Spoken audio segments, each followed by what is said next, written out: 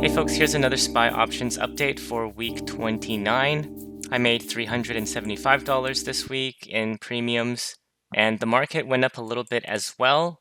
So overall, this is where the final numbers are sitting at, this blue line being my return so far for this year. On Monday, it was pretty bullish, so about midday, I put in some short puts, and then on Tuesday, I made $72. Wednesday, about 98, Thursday, $70, and then finally on Friday, just $27. Didn't do too many trades this week, but overall it was pretty consistent. So this is the weekly chart for the S&P 500, and it still looks pretty bullish. I was bearish last week because I thought that previous week was going to be a high point, but it looks like we went a bit higher. Now, Netflix and Tesla did come out with earnings, and their conference calls were somewhat disappointing, so both stocks sold off. That kind of tells me that tech companies are overvalued. Otherwise, why would they sell off? The reality is a lot of companies are cutting their prices, which is hurting their profit margins. So next week, we have a bunch of other companies reporting earnings.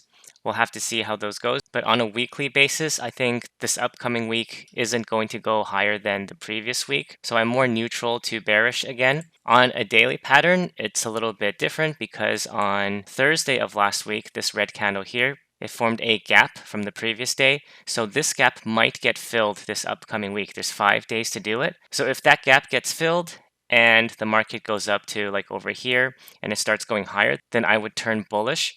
But if it doesn't fill the gap and continues to go down, then I would remain bearish. Even if it fills the gap, it might be a fake out and then just reverse and continue heading down. That would be very bearish because it means it would have trapped a lot of bulls as it went up. So if we're looking at the SPY here, unless SPY can recapture like 455.2, then I would continue to be bearish.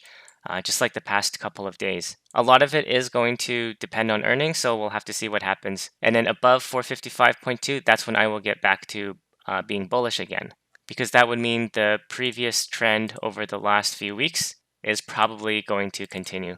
So we'll have to see what happens. Thanks a lot for watching. Good luck with your investments, and I'll talk to you in the next one.